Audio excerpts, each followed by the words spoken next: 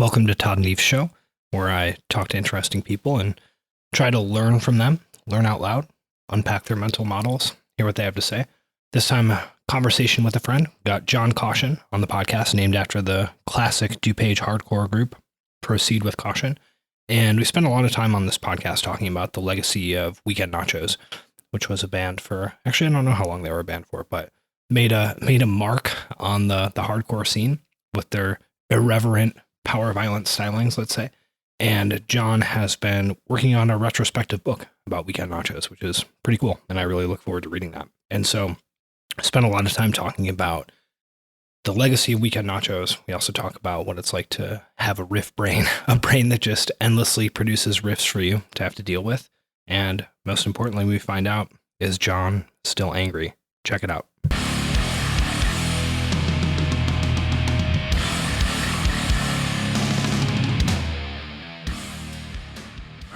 Caution. What is your favorite condiment to go with French fries? I guess I would have to say the melted cheese from Portillo's. Melted cheese from Portillo's. What about favorite vegetable that goes with French fries? Shit. Oh, that go. I mean, I guess we're gonna have to go with shredded iceberg lettuce, which only 6 other people are in on. But dude, that's how we do it, man. You just got to go with inside jokes to start off podcasts to alienate and upset all listeners. I mean, the goal is for no one to be listening to this within 10 minutes. So definitely, that's and that'll be that. We're well on our way there with the old iceberg lettuce kickoff. But you bring up iceberg lettuce and then you're immediately going to lose most of your audience. Yeah. We'll get negative downloads.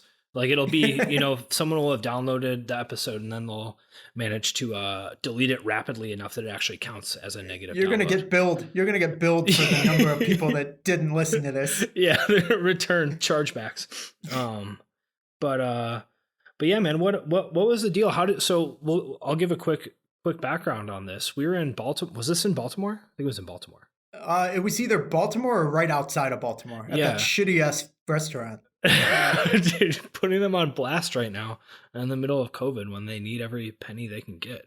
We didn't name the title of it. Yeah, I guess that's fair. But yeah, you were ordering French fries, and somehow, the waiter was kind of like, okay, yeah, do you want anything with that? And you were talking to someone else and not paying attention. So I was just probably you, because you were sitting right next to me. No, it wasn't because you were talking to someone else and not paying attention to the waiter. And I was like, oh yeah, you know what? He actually really enjoys lettuce on his fries. And the waiter was kind of like, wait, really? And you were just oblivious to all of this happening. And I was like, yeah, definitely. He's like, okay. And I didn't really think anything of it. And then he brought out the French fries covered in lettuce.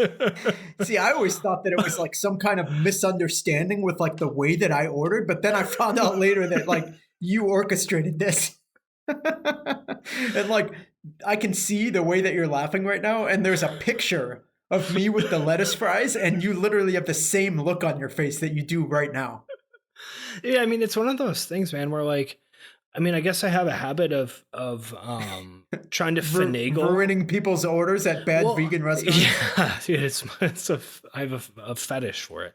No, but I think I'll make little throwaway jokes or throwaway comments, right? I'll tell someone a lie that I think is funny, but I think that they're in on the joke, or I'll manipulate someone's order at a restaurant, and I don't even necessarily think that it's going to happen. I'll just kind of put something out there, and then sometimes it actually comes to fruition, right? Where it's oh, Caution got a plate of fries covered in lettuce. You know what you are? You're a spontaneous or experimental troll.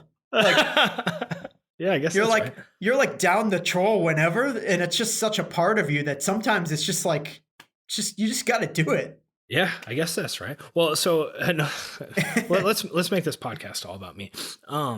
But similar situation, right? One of our mutual friends, and I won't put him on blast on this. I was watching some Bulls DVDs from the 90s era three-peats. Right. And this was not that long ago, it was within the last whatever, probably 5 to 8 years. And he came into the room and he's like, "Oh, I didn't know Scottie Pippen still plays basketball." And I was like, Oh, "Yeah." dude, I know exactly what you're talking about. Yeah, and I was like, "Oh, you didn't know that? Like Scottie Pippen is the oldest All-Star to ever play. It's like incredible. Like he's Dude, still just as good as he was in the 90s." And I like fucking love this story. Like, yeah, and like I thought I was joking and that it was just, like, okay, cool, like that's funny. And unfortunately, right, he then told someone else this fact and they're like, "What like what are you talking about?" And dude, that is so unfortunate. right, and like that's like it's funny, but then I felt bad too because I was like, I just made this throwaway comment without thinking about it, and then it like ended up causing an actual problem for someone. Well, to be honest, like you made a comment, but it was definitely piggybacked off of something that you were set up for. Like Sure. I don't know if I want to associate with somebody that wouldn't make that comment. Okay. You know what I mean? Yeah, sure. You have Like to if you don't take capitalize. if you don't take advantage of that opportunity, then like you're really just kind of like a average normal person. Yeah. I don't Yeah, like that. yeah, you have to finagle whenever the opportunity presents itself, I suppose. Well, all I'm trying to say is that I would have done the same thing. Okay. I Yeah. appreciate that. Yeah, you're also an experimental troll. A spontaneous experimental troll. Yeah. Dude, but I mean I will say that the the trolling of Weekend Nachos is like even more relevant than ever right now, right? I mean, what's the I what mean, it's definitely like we definitely like chose the right time to do it. It's like almost like when people say, "Oh yeah, I went on vacation right before COVID hit." yeah. We broke up right before we wouldn't have been canceled, basically. Totally. Yeah, you guys got it all. You guys got it all in right before there would have been social consequences and ostracization for your bad behavior. Yeah, absolutely. I mean, I think we still kept it mild enough to like not be considered like, you know what I mean? Like, I think canceled maybe is the wrong word, but like, there were just things that would have caused us trouble in 2020 that didn't cause us trouble in like 2014. Sure, You know, that's like a better way to put it. sure. Well, let me ask you this because I do think this is interesting, right? That you are someone who has a sense of humor that that thrives on like creating some displeasure in others, right? That you get something out of kind of like needling people, and it's very funny. And I guess I'm just curious, like, what is that? What do you get out of that? Uh, it really depends on who it is. Like, you know how you felt bad after you told like so and so that Scottie Pippen was still playing basketball? Yeah, Like, there are plenty of people where if I like fucked with them hard enough and it like produced a negative reaction, like I would immediately be like, this isn't cool. You know what I sure, mean? So there's like a conscience behind it, but there's also like so many people that are worthy of just like discomfort and like agony that it's like if I can play a part in like enforcing that, then like I'm not gonna feel bad about that. You got to be a good person for me to feel bad about trolling you. You know? okay. So Yeah, there's some sort of pleasure in the pain of others if you feel that they deserve absolutely. And so many people do. it. There's no question about that.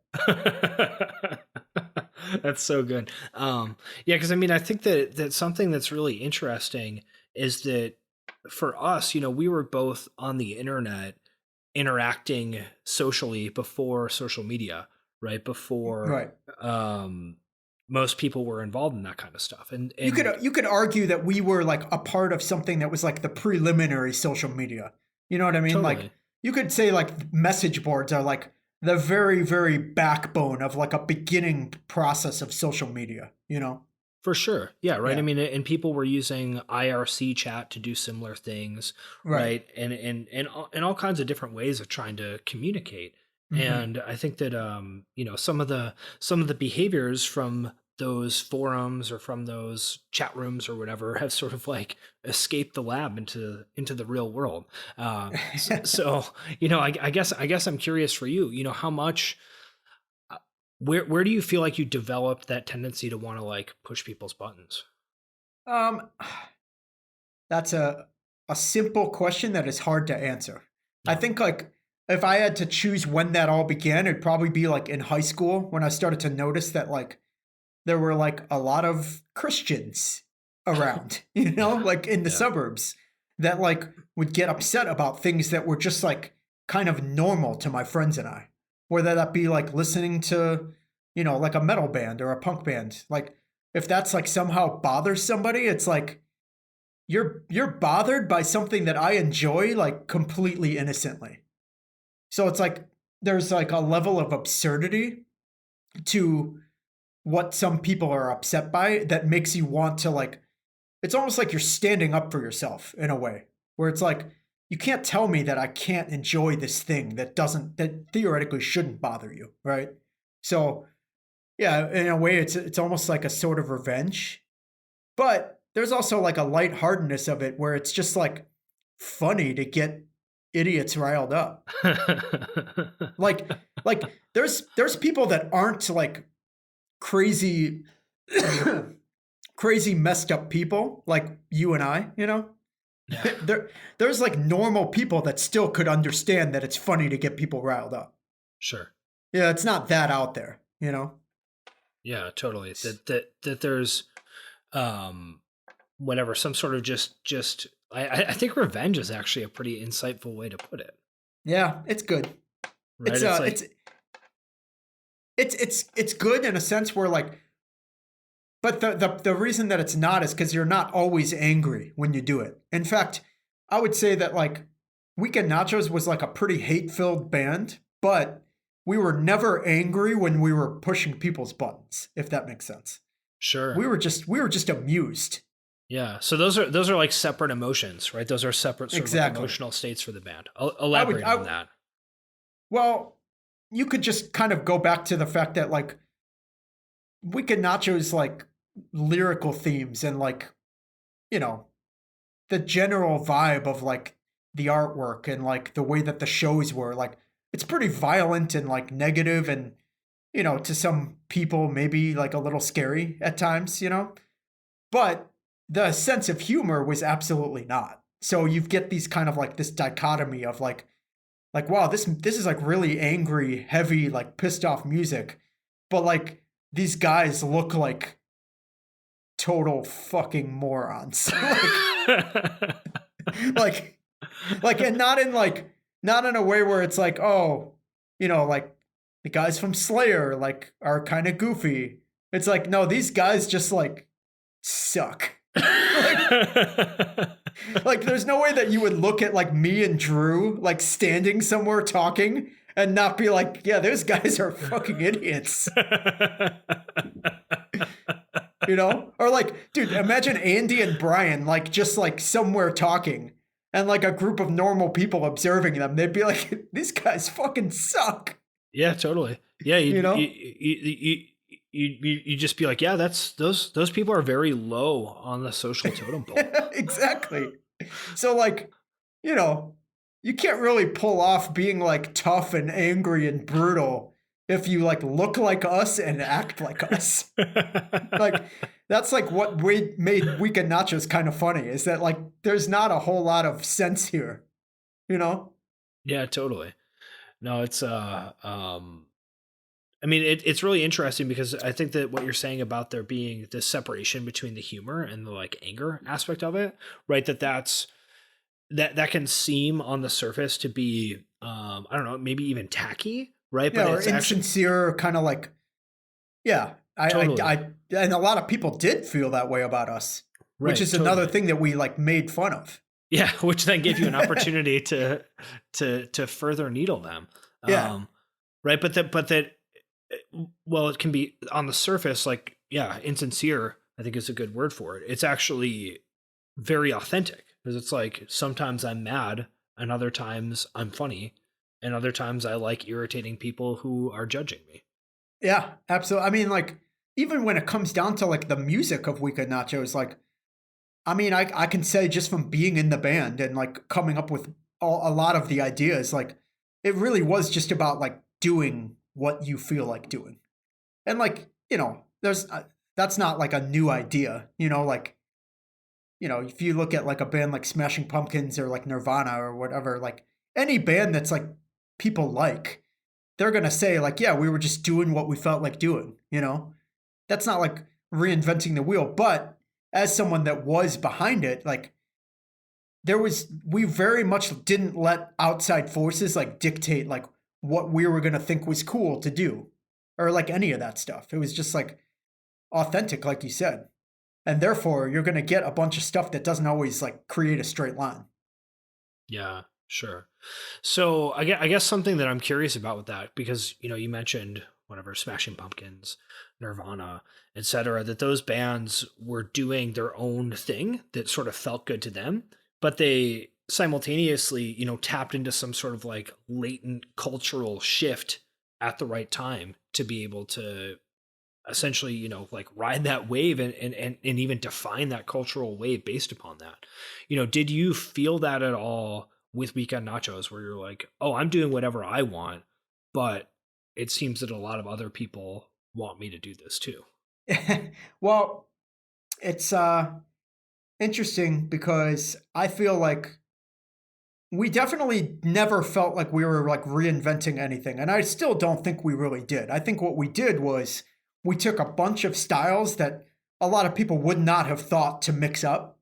And I think we created our own thing with those styles. So, in a sense, like all music is that, or at least all music since like the people that made music for the first time. But, um, everybody just kind of takes what they like and like mixes it together. But I feel like we did that in a way that was like, there were really not any limits or boundaries. And we definitely didn't think that that was special. I don't think. Now I feel like maybe it was, when you think about like the fact that there are a lot of bands that sound like different aspects of Weekend Nachos, but maybe didn't put them all together, that might say like, oh, we were one of their influences. Like, 15 years later, 20 years later. I think that means something, when you look back on like 2004 when we started. Yeah. So I definitely don't think we were aware of any of this though. Sure. Yeah, that it wasn't like, oh, this is going to be our plan to, develop this cool new style. It was more Right. like, No, I like these things. We definitely just thought we were making like a funny, shitty demo, just like any good band should start out. Well, I mean, your first stuff too, we were talking about trolling earlier, right? I mean, your first show was essentially performance art trolling. Like, didn't you just even make the band to like upset people? We didn't make the band to upset people, but we definitely played a show to upset people. Okay. like we already had this idea to start this band, and we were like pretty stoked on it, but I don't think we had even considered when our first show would be until we got the opportunity to like upset somebody by playing a show. Yeah. Which was amazing. Did you even finish your set at that first show? We finished our set, but our set took 5.5 minutes, so I think that literally the time it might have taken for whatever like fucking idiot to like climb out from behind the bar to stop us from playing, like our set would have been over by the time he got there. So it kind of worked out. I just remember like really just being into like jumping on all the tables, and like this was like not a venue really. It was like a coffee shop. So, I wouldn't have let us play that set. Like if I owned like a fucking Caribou Coffee or something, I'd be like, are you fucking kidding me? I'm calling the police on these assholes. Dude, Born from Pain. Actually, yeah, we played with Born from Pain, the German metalcore band. Yeah. Dude, Born from Pain, Weekend Nachos, love it. Well, so I mean, I guess something that I am curious about, right, is that you mentioned these different influences and putting them together into something that in retrospect, you're like, oh, that was actually kind of cool, right? That we sort of like smashed the stuff together in a way that made sense. And something that I think about when I listen to music is that some bands, you can see their influences and it's kind of different parts put together where it's like, okay, clearly you like that idea and clearly you like this band. And Weekend Nachos does have elements of that, right? I mean, even by virtue of just like being a power violence band where it's like, Right. okay, here's a fast part. Now there's a slow part and then it's fast again. Now here's Right. the slow part. So that's like by definition, even part of the genre that you sort of were starting out in. But simultaneously, it is cohesive, right? It doesn't sound like just random parts of different things. There's some sort of overarching cohesiveness to the entire whatever style that you were playing. How did you make it fit together by piecing together these different pieces, if that makes sense? It definitely makes sense, but I don't know if I can answer that. I do know that like if you listen to like the first Weekend Nachos 7-inch, right? Like there were people that were like, oh, this isn't real authentic power violence or blah blah blah. But like even they could have heard it and been like, oh yeah, this is a power violence band. Like Right. it's like, just the certain elements like the blast beat or like the barking vocals, like that's power violence. I mean, I'm sorry, but it just is, like you're not going to say, oh, that's fucking math rock, Yeah. Like These guys really sound like Pele. Yeah. I mean, this is like, circle takes the square for sure, Yeah. I don't even know what that band sounds like, but They were kind of one of those like screamo with them. revival bands. They were actually pretty good. Yeah, we played with them our second show. Yeah. I just never listened to them, and I don't think I don't know. I might have saw them, but anyway, yeah, that's cool. Maybe I'll listen to them. They sound good. Yeah, I mean, if you're into that kind of scram stuff, like yeah, pretty good. Dude, I do like sometimes go back and listen to bands like Orchid or like what's that? Portraits of Past, like shit like that. Yeah. So Yeah. but anyway, totally. don't want to get off track here. I forgot what I was saying. Well, yeah, I mean, I was just asking, how you took these disparate parts and then made it sound cohesive because there are like certain piecemeal aspects to the genre, but it still sounds like, oh, this is a thing that is different. Right. I think that like the only way I can answer that is that like I don't think we were conscious of how we were putting it together. That just kind of happened to work out because I don't think there's any Weekend Nacho song where you could be like, ugh, like why did they have that part after this part? Like what the fuck are they doing? Like you're right in a sense where it is cohesive and like it works, whether you like it or not, it works. And so yeah, I don't think we were ever really conscious of like how those transitions would be or what would make it work. It just naturally we were able to do it. Sure, that there's just that internal whatever taste that you're using to filter your ideas. Just Yeah, kind of and resulting maybe in it was making sense. like a subconscious like need to combine these sounds that we wanted to. That like when you're doing something out of necessity, a lot of times like human beings can do anything, and they're not going to necessarily be able to go back and explain how. It's like when you feel the need to make something work, like you'll make it work. And I think that might have been part of it too. Say more about the need. Like, what do you mean by need? It's like a natural, like if we had these styles that we wanted to put together, it wasn't because I was like, hey, you know what? I think people are going to really like this like deathcore part after this blast beat, like I don't think I was ever thinking like, oh, somebody's going to love that. It's more like, this is the song I wrote, so there's like a necessity to do what's natural to you. And that just happened to be what it was. Got it. Yeah. Cause I mean, I think for you, you've been in bands forever, right? It's all kinds of different bands. I mean, a lot of different hardcore bands and associated genres, but that, there's clearly been some sort of impulse to create since, I don't know. I mean, how old were you when you started writing songs? I would say 14. Yeah. Yeah. Right. So like you turn that switch on and then what? You're just like, okay, and now I just have riffs in my brain all the time. Like, here we go. Yeah. I mean, it's like a sickness. like literally there's like a mental defect where like I can't be anywhere without being like like or even like imagine being like working in customer service, but like you look inside that brain and it's just like, like there is something fucking wrong with me. Like I've known this for a long time. Does that cause any problems for your relationship? No. No. And, it's weird because like Destiny, my wife, for some reason has never ever gotten mad at me for like, like playing air drums or like she's never looked over and be like, can you please cut that out? Like ever. I don't know if that's, I mean, it is like incredible because I've heard other people like drumming on tables or like air drumming or playing air guitar. Like I've seen it. And my first thought is like, wow, that's really fucking annoying. Like, I wish that person would stop doing that. My wife is around this all the time and maybe she just blocks it out. I don't know. Or she's just like extremely wonderful. Yeah. Maybe both. I don't know. Yeah, she's just like, well, that's just John's defect and I love him anyway. She literally married a human defect.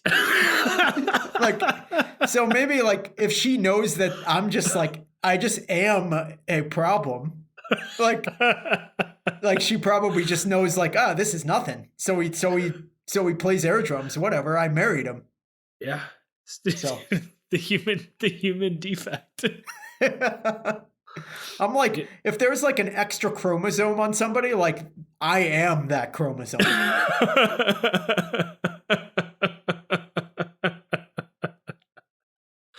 Dude, that's incredible. I mean, I would say that having been around you, I can fully support your harsh opinion of yourself. Good.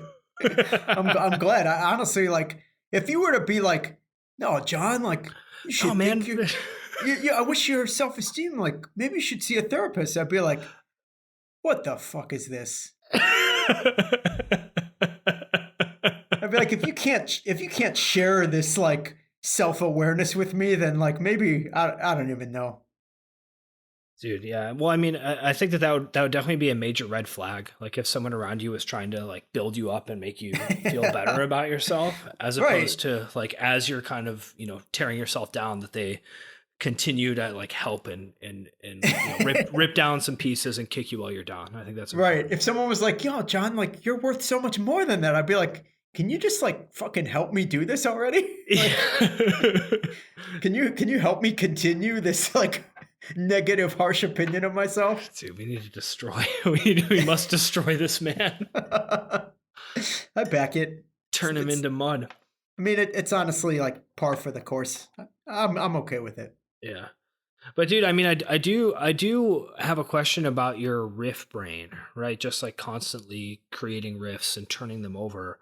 I mean, you were doing some mouth guitar. I've seen you do air drums, right? Your first instrument was it drums? Yep. Yeah. So do you think of yourself like as a drummer?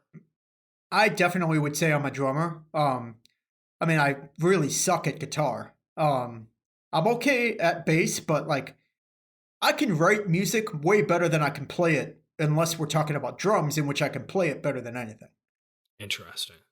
Yeah. So when you're thinking of riffs, right, when your riff brain is firing, are you thinking of them like as a drummer where you're like, okay, like this is going to be the fill right here and here's going to be like a steady beat part, or is it more the actual riff itself? What are you thinking about? It's pretty much the whole part, I would say. So you could say that the riff is like the main thing that I'm like focused on trying to write, because I mean, drums, I don't know if I ever consider myself someone that writes drums. You know what I mean? Like there's a riff and you can play drums over it. Like, and there's like a few different things you could choose to play over it, but like that's not complicated. There's no like drum writing that goes into a song as far as I'm concerned. Maybe like putting just certain fills in, but I would say that like the guitar riff is like the main thing that I'm focused on. But I come up with like 5,000 horrible riffs for every one riff that's like decent, which I think a lot of guitar players can probably relate to. like the whole, like, if there was some way to, like, auto save every riff that's ever come into my head, like, I mean, you'd have like, you know, 50 million of them, but there'd be like less than 70 that were good, you know? Yeah. Yeah. And how do you know when it's good? Is it just like, oh, here's a riff and you kind of think about it and you're like, oh, that one's pretty good? Uh, Sometimes it takes days, honestly. But if there's it's like there's a filtering process. There's riffs that get thrown out immediately. There's ones that you hum for like 20 seconds and you're like, yeah, maybe. Yeah. And then there's ones that make it into your phone that you like, oh, I'm gonna hum this into my phone now, Yeah. And then like I would say like if in 5 days you could play it back and like, yeah, I'm keeping that, then obviously.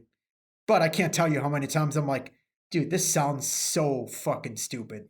What was I thinking? Like it's pathetic. It makes me not want to write a good riff. Like this riff was so bad that I don't want to allow myself to write a good one.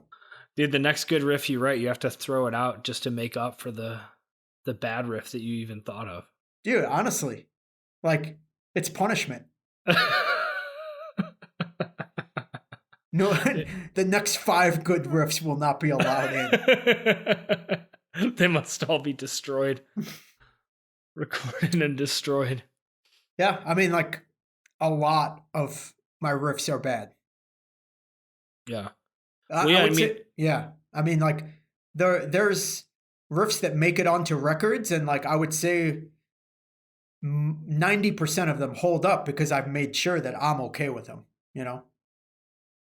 So. Sure. Like, by the time you're actually recording it, etc., you've filtered it enough times that you're like, okay, this one is actually... Definitely. Yeah. And I think it's like a true tragedy if you like can listen to like an old record and be like, God, that riff was really bad. Like, how did it get there? Like, you must have not focused enough to make sure that it didn't suck. Yeah. So, yeah. It's rare. I'd say if I've been able to record something, then I was okay with it. Yeah. Sure. No, that is really interesting to think about just the separation of the actual creation from the editing, right? I mean, I've talked about that on other podcasts too, where it's a pretty separate mode to be actually coming up with an idea, and then another mode to filter it. And I think that it can be challenging for people because they're trying to filter without recognizing, like, no, people just come up with a lot of bad stuff. And then they just are able to recognize when they come up with something good. That's like the important part. Oh, definitely. Yeah. I mean, like, there's no way that even the greatest musicians of all time have not scrapped so many of their riffs. I mean, like, that would just be like a superpower if you just like automatically wrote a riff. Like, I mean, like, Altar of Sacrifice, like, was not just written.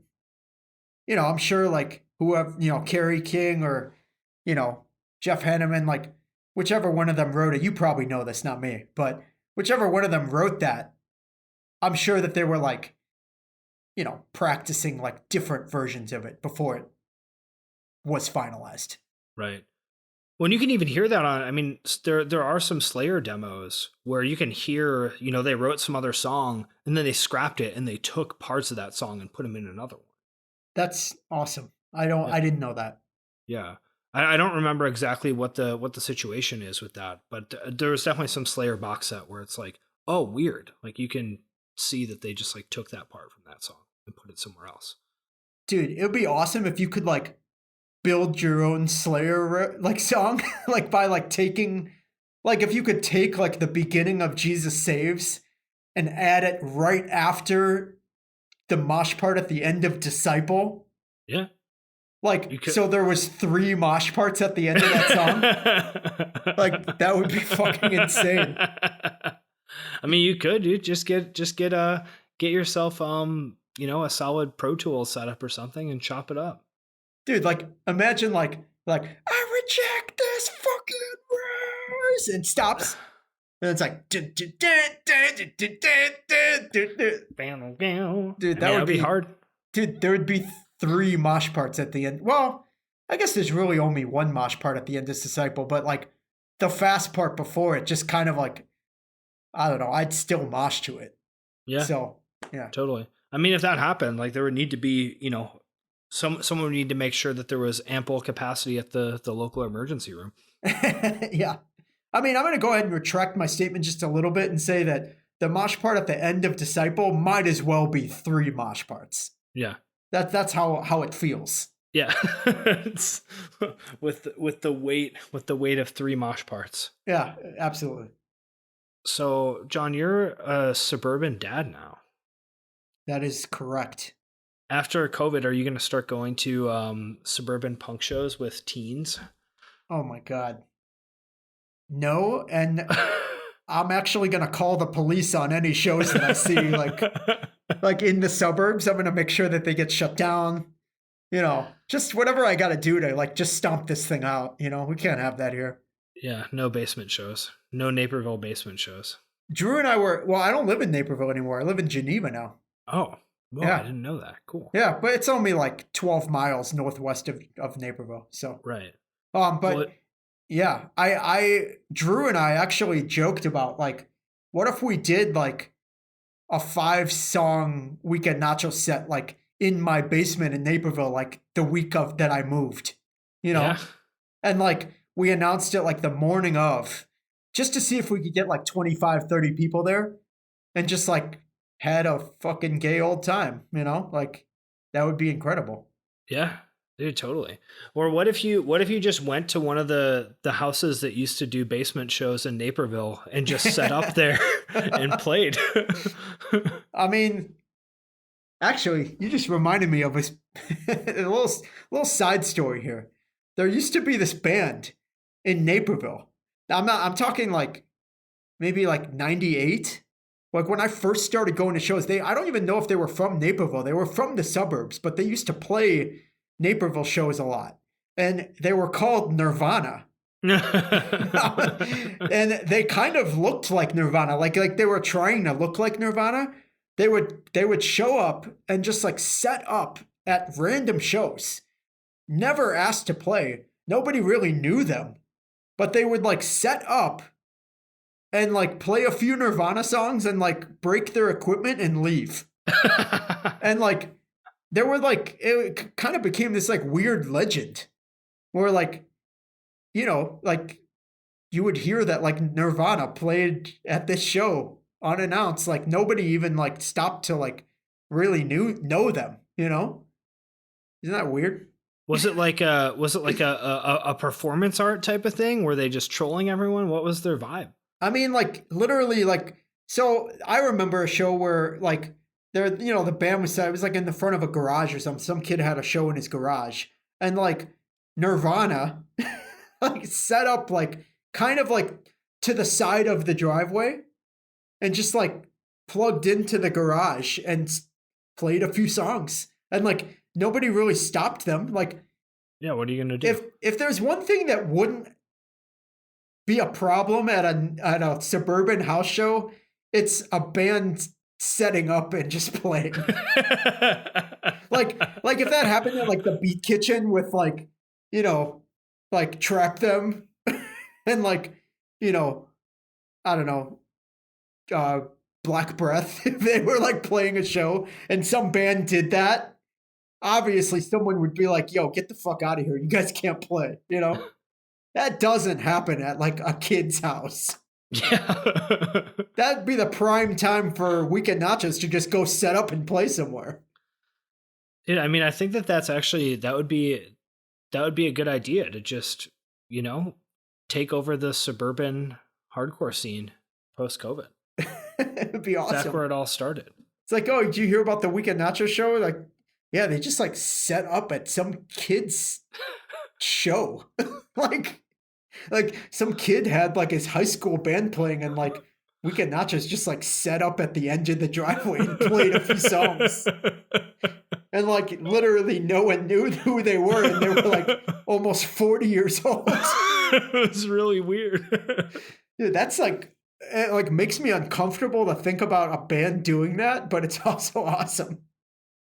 I mean, In my high school band, we wanted to play the Battle of the Bands at our high school, and we weren't allowed to, right? Because we were like a screaming band, Oh my God. or whatever. And some other band gave up part of their set time for us to play, right? So we were like, expressly forbidden from playing the Battle of the Bands. And then this other band went up, like set up their stuff, played 2 songs, and then we're like, okay, cool, see ya. So then we ran out and then played. And, it was like this whole thing where it's like, what? Like, we told them they couldn't play, whatever. And obviously we were super embarrassing, like playing, Of course. like screaming metalcore adjacent music. I mean, you were probably the best. You were probably the best / worst band at the Battle of the Bands. Yeah, I mean, I feel shame thinking about it, right? Well, dude, what's crazy about what you just told me is like, just think about how absurd this is. And it's like, it's on the same level as like, how there's like people protesting that there's no more Columbus Day, which I just heard about. It's on that level of absurd that somewhere in the suburbs, there is a panel of adults that are deciding that like 13-year-old kids cannot play a fucking high school talent show. Like imagine being one of those adults and seeing a kids band and being like, nah, no, I don't think they meet the criteria for this. Like, yeah. That is insane to think about. Like, that is like upsetting to think about. Like, dude, but I mean, to your point earlier, though, right? I mean, it's like, someone is like, I don't know, we really don't want to have to deal with, people screaming and making a ruckus, right? And so there is that instinct then to be like, fine, we're gonna do it anyway. We're gonna sneak on stage and upset everyone purposefully.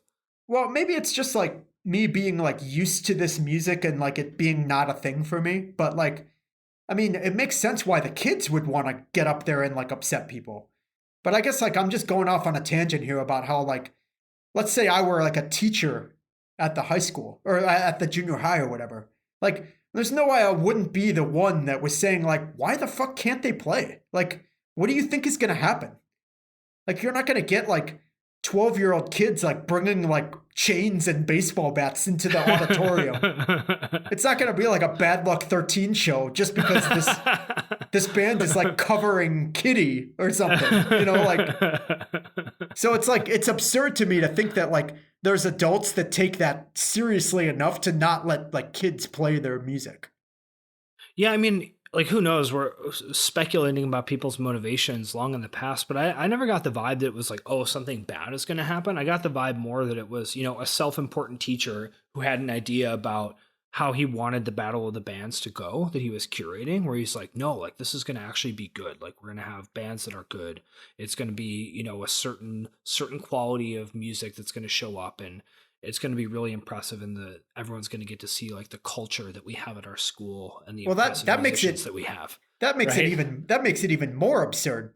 Yeah, right. It's like more uptight. Yeah, it's like even more absurd because like if you had like a concern that there was going to be like violence, at least there would be some logic behind that. But it's like, really, man, like. You're trying to make this Battle of the Bands like something to showcase the excellent talent at your school, and you can't see that everyone should play. Like, I don't know. Those people just making me feel all angsty. Yeah, they deserve to be upset. It's okay. They deserve to die.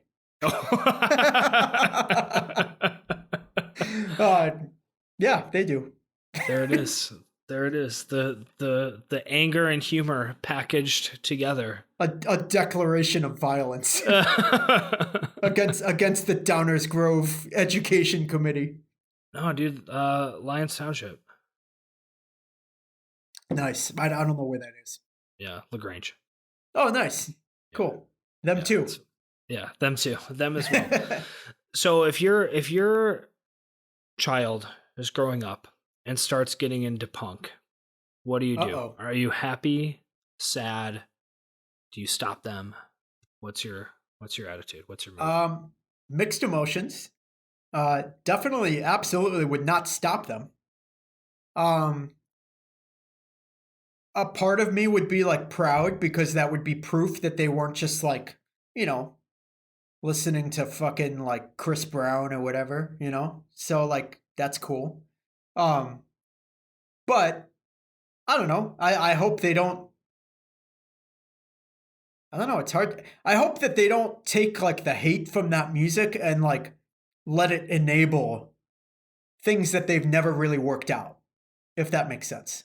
Which we're getting Yeah. into like a deeper subject here, but like, you know, I'm seeing a therapist like a lot of people are right now. And like there's there's ways that I've felt inside like when it comes to like hatred for like society and humanity that I'm very much comfortable with, but like it hasn't necessarily done me any favors over like 3 decades, you know?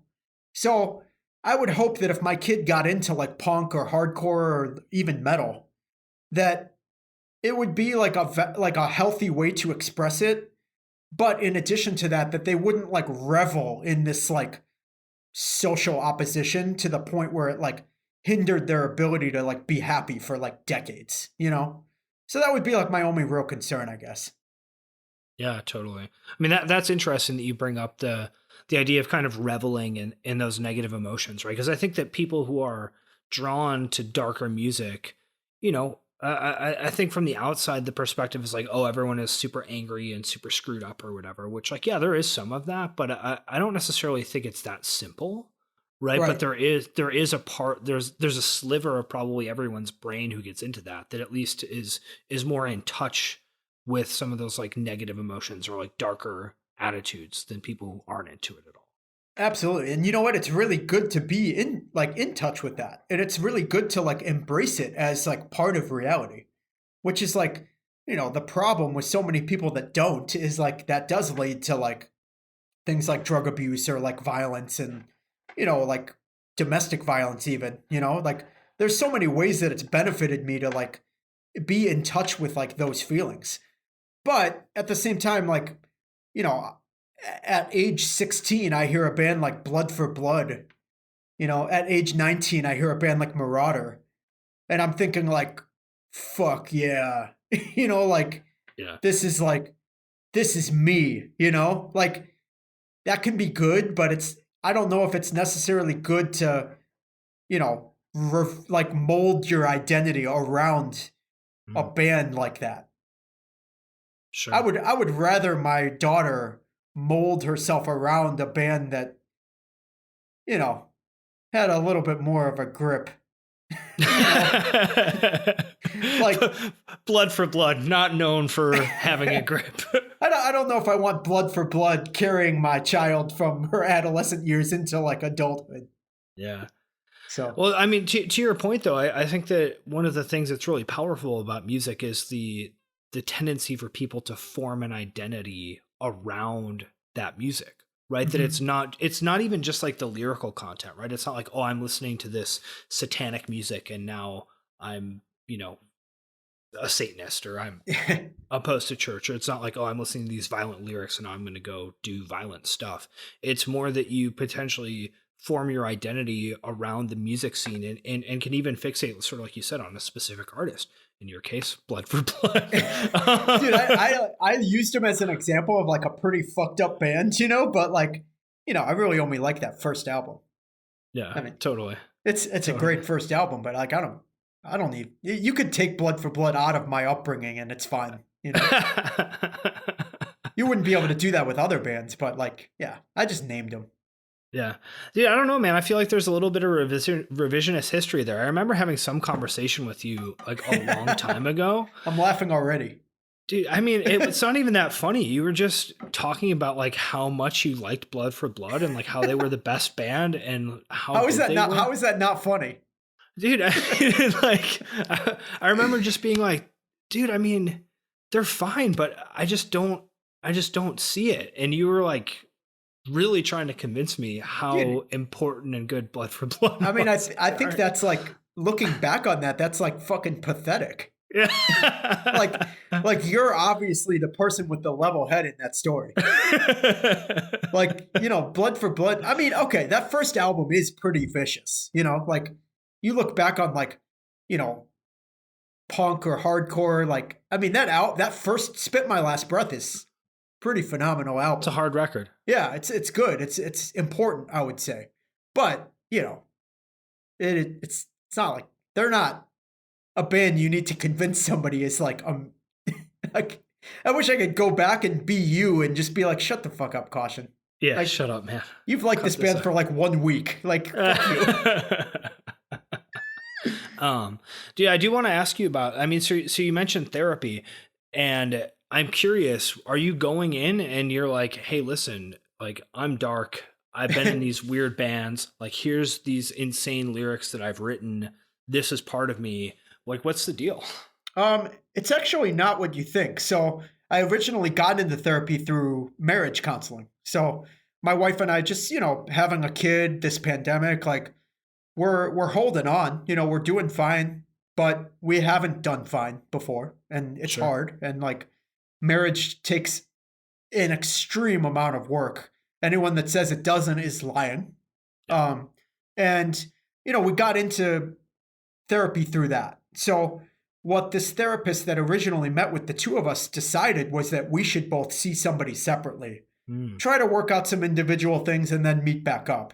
And it's been really good for us lately.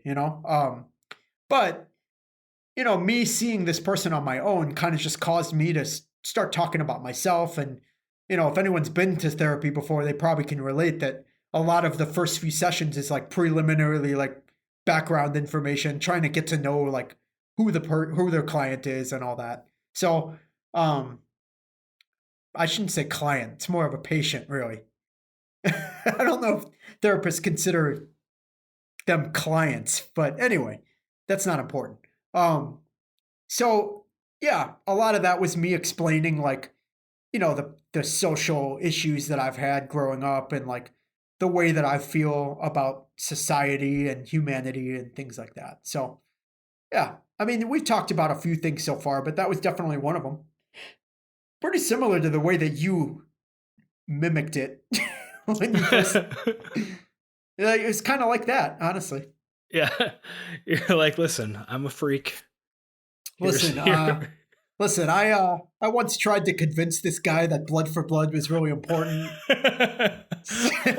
I have something I need to work out. Yeah, listen, if you need a reference, talk to this guy Todd. Like, he was there at the Darien Swim and Racket Club when I was like talking about blood for blood. Dude, I literally think that it was at the Darien Swim and Racket Club. Dude, the reason I said that is because I can specifically remember wearing my blood for blood shirt when I was at a show at that venue. So Yeah. anyway, I think that was actually the time dude, that happened. I'm not even joking when I say I probably liked that band for like a total of 1 week and was like so fucking excited about it that I had to just like pretend like they were the greatest band ever. That's so funny. Just a bunch of bullshit. Uh, but no, I mean, I think that your point though about marriage being a lot of work, I mean, that's super insightful as well, right? Because I think that a lot of people can get themselves in trouble in relationships because they think if it's not easy, that something's wrong with it, Oh, right? for It's sure. like, oh, like it should be easy. We shouldn't have to try. We should just be a perfect match for each other. What's wrong? And that's just such a bad attitude to have. Yeah, it is, but it's also even that when you say that is very relatable though, because like, it's very easy to like, have these dreams of like what marriage should be like. And when it doesn't work out that way, it does take a bigger person to accept that this does take a lot of work. And like, you know, many couples that are married have told me in the past how much work it is. But you still want to believe like, okay, well, a happy marriage is like what you want, right? Everybody wants that. So if you want it so bad, you're going to be bummed if that doesn't happen. Um, and yeah, part of the process is just accepting that it's not that easy and it takes more work than you realize. And, some marriages fail for many reasons. Maybe they tried, maybe they didn't. Other marriages work out and it's either because they tried or because they're just dealing with it. So it just where you really want to be is you really want to be in a successful marriage that you've worked for that can sustain itself because you're both in it. And that's what we want. But you do have to kind of change what you want over time because what you want at first is for it to work without any effort. Yeah. When you realize it requires so much effort, then you change what you want. Now you want it to work because you put the effort in. Oh, that's interesting. Yeah. Yeah. That's how I feel, at least. Yeah. That's a really interesting switch where, I mean, sort of like you said, like, oh, this should be effortless. We should be able to just kind of do whatever and have it work. But then once you've started to try to put effort into it, you actually see, I mean, there is just like the human tendency of like, okay, I'm working on this thing. I want it to be successful. But simultaneously, once you put effort into it, you start to have a better map of how relationships function. And Absolutely. yeah, you start to value it more. The marriage that has been through struggles and overcome them is undoubtedly stronger than the marriage that has either never had a struggle and is just kind of waiting for it, or they've had struggles and just kind of ignored it and either dealt with it or ended it. So I can really relate to that couple that is blindsided by how hard marriage is when either they buy their first house, or they're both working full time, or they have their first child, second child, third child. Like, I can relate to how much of a shock that is, because it's pretty fucked up. Yeah. Yeah. It's pretty fucked up, and like it hurts and it's painful, and there's definite rewards to sticking it out and putting the work in. For sure. Well, yeah, I mean, and also having a young child during a once in a century pandemic, it's a different story altogether. Yep. a lot of people are dealing with that right now. Yeah. Yeah. It's something else, but in like 5 years, you're going to be like, oh yeah, remember that? It's like the first time anyone was snowed in.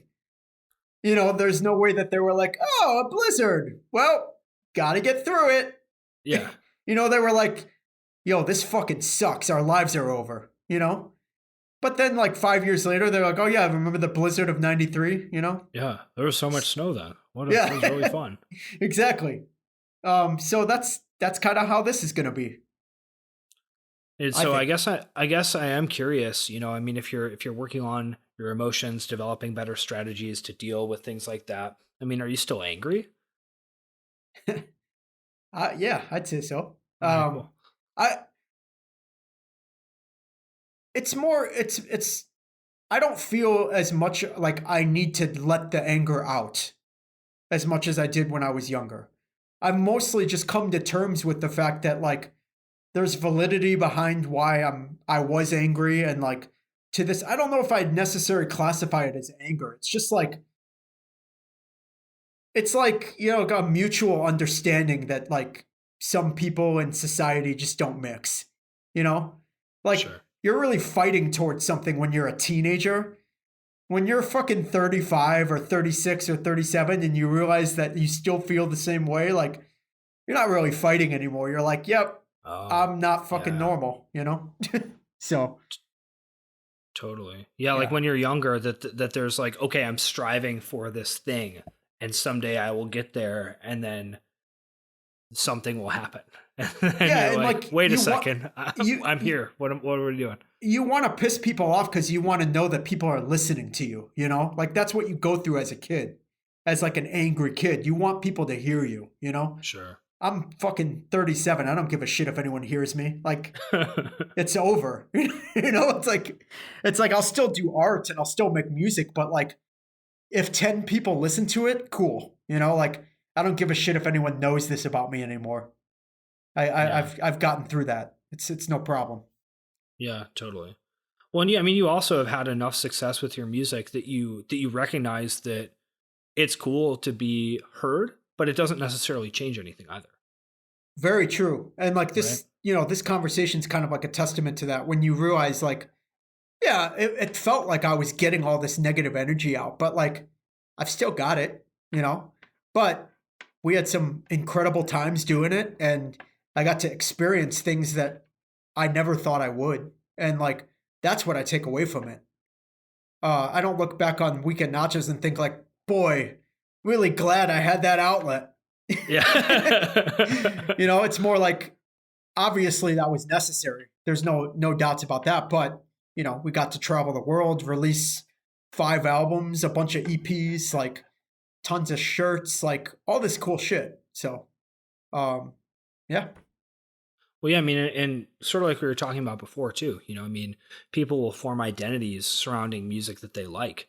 And I think Weekend Nachos is one of those bands that people would really latch onto, and they would tie their identity to that band, right? They'd be like, I am a Weekend Nachos fan. This is, if I were to list, the three most salient things about me, one of them would be Weekend Nachos fandom. Right? I mean, like I think that like people really, really knew that we were just like, I mean, this is going to sound super dumb. Okay. Disclaimer.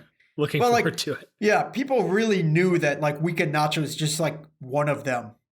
You know what I mean? Like there was absolutely nothing about us that made us like a band and them the fans. Like it was like there was like there didn't even need to be humbleness to it because there was no question. Like we're just a bunch of total fucking idiots doing what you guys do. And like I mean that's what made people I think feel like they were a part of it with us. So I mean Yeah. I am happy to say that like years later. So No, totally. Well, I mean, and I don't think that's dumb at all. I think that's insightful, right? I mean, it's to your point earlier where you're like, yeah, what are we gonna do? Are we gonna try to look tough? Like, look at us. well, it's only dumb in a sense where like, some garbage like fucking like Bono or Lady Gaga would be like, I'm just like my fans. It's like, it's dumb because it sounds like that, but like, I don't know. You're right. It's not dumb, but Yeah. let me give the disclaimer anyways. Sure.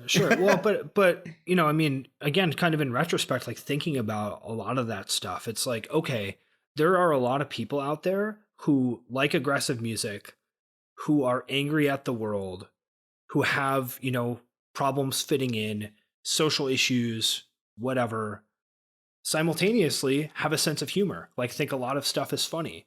And, that they're sort of like, oh, wow, I thought I was this weird freak who had problems with the world and like didn't get along with other people, but was like still kind of funny and also liked mosh parts. And I'm the only one who's like this. But now all of a sudden I realize, oh, there are other people who also do that, right? That's like the essence of what made that band so special.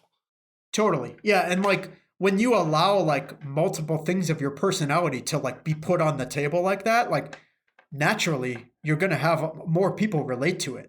You're not going to just get all angry people at the show.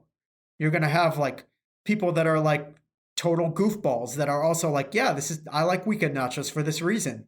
And it's like, it's something for everybody in a way. Like, you could see somebody in like a fucking, Circle Takes the Square shirt next to somebody in like a fucking First Blood hoodie. Like, yeah. At a Weekend Nacho it was like show. just a bunch of swear words all over it. Yeah. Well, what is it? I don't know. I'm not about to start thinking of what a First Blood shirt said right now. I mean, I think that they had some hoodie that just literally said "First Fucking Blood," Yeah, all over it. Like it's on the sleeves, it's on the back. I think it was like on the hood too. There was one that said one that said they drew First Blood, not fucking me. which is like a Rambo quote that has been made into something horrible. Yeah. Like you took a line from an incredible movie and you put it on this fucking shitty band's hoodie. Like, what do you have to say for yourself? Like, that's awful. I mean, you know what? I actually like it is, but simultaneously, I think it's awful in a cool way. I mean, it's cool that you and I can talk about it now. Yeah. I like it. But but I mean, like, honestly, when I was younger, I probably would have been more judgmental of things that I considered like bad art or whatever, or like cheesy. Yeah. And like, obviously that's cheesy, right? Yeah. I mean, I guarantee you there's an element of humor with it. Oh, for sure. Right. Where you're like, this is insane and funny. It is insane and funny. I love it. It's awesome. Yeah. Right. But I do also, I mean, I have more of an appreciation now for stuff that's just like, dude, you're gonna do this thing and people are gonna really like it, and like that's completely fine. Absolutely. I mean, like, there's no problem with First Blood. I mean, Yeah, that demo is fucking awesome. yeah. I mean, I just think also a everything. hard record. I just think everything after that demo was pretty bad. Like, Yeah. but not bad as in like, oh, you can mosh to this, but it's bad. It's like not good. But I do Bad think as in not good. I think that demo is like you could mosh to it and it's awesome. Yeah, And there's I mean, Rambo samples on it, so that's pretty sweet. but dude, I mean, we are sort of talking about, okay, like the legacy of Weekend Nachos, right? I mean, the identification the bunch of the fans had with the band, all that stuff. And my understanding is that you're putting together a book sort of detailing some of the history. What's going on? What's the deal? Yes, I am writing a book. I'm about 4 chapters in. I think it's going to be, the way I've mapped it out, it's going to be about 12 chapters. And it's a history of Weekend Nachos, but led by our discography, basically. Like, it's kind of outlined by each release, but it's a combination of me explaining literally every Weekend Nachos song, which is, Dude, you're gonna ruin the magic. dude, it's already very obsessive. And no, it won't. I promise it won't ruin anything. There's no magic to Weekend Nachos. Yeah. If you liked Weekend Nachos, then you either will like this book or you won't. But like, I promise it will not ruin a thing. There's nothing to ruin. But yeah, it's a combination of that and memories that I have of like what we, how the band came together. It quite literally is like a history, like a retelling of it, but through my eyes. Yeah. It's been super fun to write. I'm really excited about it. I think that a small amount of humanity will care about it, but I think that it's kind of like the band was, where it's like, it's not about quantity. It's about whoever is into this is really it's gonna mean something to them. So I'm very excited about it. Yeah, I mean, the people who will care a lot. Exactly. And it's going to be something that, once again, like, I can share with people that shared it with me. And so that's like a large part of why I'm writing it is, for people that would appreciate it, because it'll be great for them. And it's great for me already. It's been awesome just going back and like writing about this stuff. I really love to write. So naturally, it's just kind of like, who knows that band better than me, so I'm writing about it. Yeah. What do you write anything other than Weekend Nachos histories? Yeah, the Weekend Nachos project is like a new thing. I've been working on a few novels and short stories for like a long time. I'm just like, I don't think I knew that. Yeah, I don't really talk about it much, because I'm waiting for me to finish something that I'm happy with, and then, I'll kind of like, I'm definitely going to release something. It's a lot harder for me to write and be confident and happy about it than it is for me to write like a 12-second power violence song. It's like it's a lot more challenging for me, and it's like a new medium, and it's a new world for me. So I've got some stuff that I'm working on that I'm happy with, but it's not done, and I'm not sure when it will be. But I'm writing like a book of short horror stories. I've got like 2 novels that I've been working on. Like, I got a bunch of stuff. I just really like to write, and I've been kind of silently doing that as a hobby for like probably like 5 to 7 years now. Why is it so much harder to release that than music? I think that, like, to me, music always came naturally, and it was like, once I started doing it, I found an environment for it, right? I imagine that after I get my feet wet with writing, because even when I started writing music, there was still like a process I had to go through to where I could form a band I was happy with, So it's the same thing with this. It's just, there's not as much time to just like sink my teeth into it. Like, I've got other priorities, and like, I imagine once I release that first book that I'm happy with, like, everything will start to come more naturally, I'll find more of an environment for it. I'll start to get people interested in what I'm doing. It just takes time to like dive right into it, you know? Yeah. There's a Is that lot. your Yeah. is that your primary creative outlet now? I mean, actually writing? Uh, yeah, I would say that. And like, I still, play guitar, play drums. Like, I still like write music. I was doing ledge for a long time after Weekend Nachos, and now I'm working on something that I don't really have a name for yet. But like, yeah, I still like come up with riffs and like try to write music and stuff. But it's just been a while since I released anything. Yeah. The kid, Well, yeah, I mean, having a child has a lot to do with that. sure. Totally.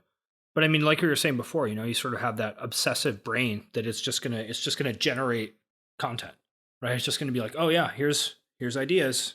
Here you Yeah, go. yeah. Do with them as you will. I don't know what type of person that is, but like I am the type of person that just always has to be like making something or creating something. Like whether it's like a story or a novel or a song, um, sometimes a poem. Like I've written poems just because I had ideas. Like I've gotta be doing something like that. Um, yeah, I Yeah. guess it's like being creative. I guess I don't know. Sure. As it's colloquial, creativity. Yeah. So when can people expect to potentially see some of this writing? Well, the Weekend Nachos book is something I have a feeling is going to come first, just because I've been getting all of that content is like it needs to get down, it needs to get on the paper. So, um, I'm progressing with that a bit faster, and I don't know. I think I've set like an unofficial goal to have it done in a year, and I started it like maybe 2 or 3 months ago. So, 2022 would be awesome if I like finished writing that. And I've got some plans for it. I've thought about maybe trying to see if someone would be interested in publishing it. But I'm always prepared for that to not work out, and I've had plans to release it no matter what. So one way or another, I'm hoping it'll come out. Yeah, totally. I mean, I'm stoked. I mean, that a few chapters in a few months, like, hey. Yeah, like I said, it's by release. So at this point, I'm like right around the time when we recorded our split with chronic bleeding syndrome. I just finished that chapter, and Aros just joined the band. So Oh no, in the book. So these are some dark times. Right, I know. I'm kind of considering just ending it there and being like, for reasons I can't say, this book was never finished, and just releasing it. You know what you could do is you could just number the pages and just, have it be up to page whatever, like 54, and then just skip to page like 92. And people would be like, oh, what happened to my book? Like, I don't know. Dude, there's a mess up at the publisher. I don't know. Really, really don't know. For some reason, these 45 pages are just missing. Yeah, I sent a bunch of emails and like can't seem to figure it out. Sorry. Dude, that's actually not a bad idea, and I'm actually considering it. Remove this man from history. Just having this book be another weird thing that not everybody understands would be awesome.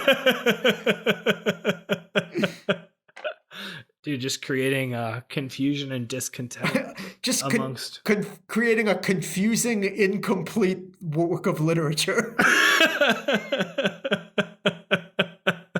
I mean, it's perfect. It would be so fitting. It would. It would be exactly like all of our merch.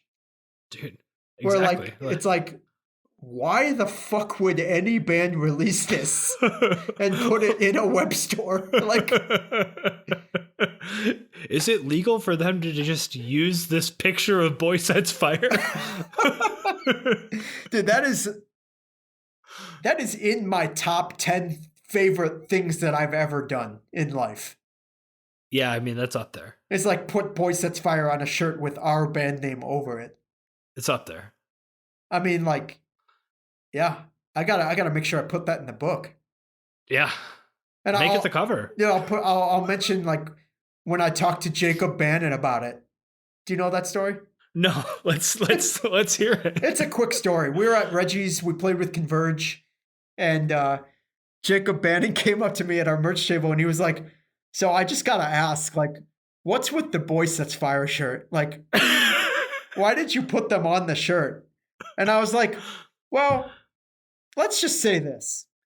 it was not meant to disrespect them, but it definitely wasn't meant to respect them either. Yeah.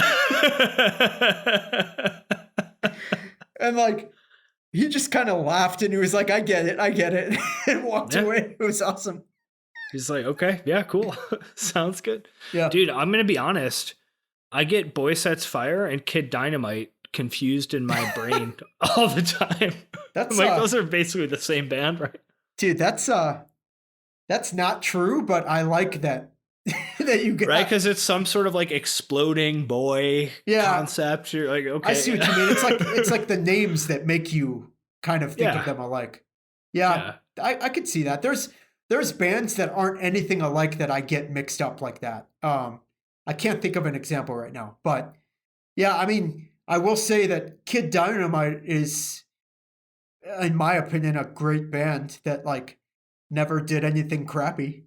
Boy Sets Fire, I can absolutely not say that about. many poor releases. Yeah, many poor releases, and also like there's the whole Signing to Victory after being like the most DIY band in the entire world at that point. Oh, there's a major. Yeah, I forgot all about that. There's a major disconnect when it came to like Boy Sets Fire fans in like, 1999. There was like they like lost a bunch of support, rightfully so. So. Yeah, that might take another podcast.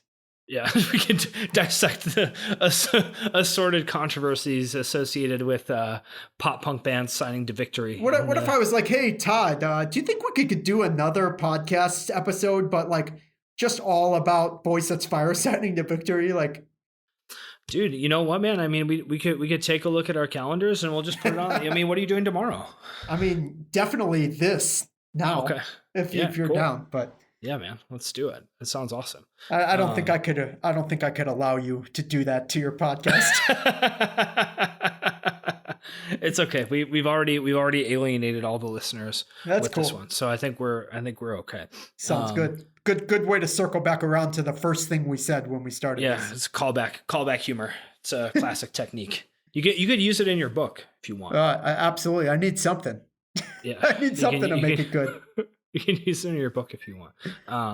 But John, you got a young daughter, and it's probably approaching bedtime. So, what's the deal? I mean, we talked about this book. It's hopefully coming out sometime next year, 2022. You write some riffs still. Are you going to release any riffs? Do you have anything you want people to listen to of yours? Do you want them to follow you anywhere? What do you want to happen? I don't want them to follow me or listen to anything that I've ever done. Good. Unless it's the Weekend Nachos demo, because that demo is awesome. But yeah, I would really, really love for people to check the book out when it comes out. So I'm going to try and like maybe subtly start kind of hyping it up a bit, just because I know that some people will care. So that's what people can expect. I do want to record a new demo sometime soon, just because I've got some riffs, but nothing fully materialized yet. So there's some stuff on the horizon. Good.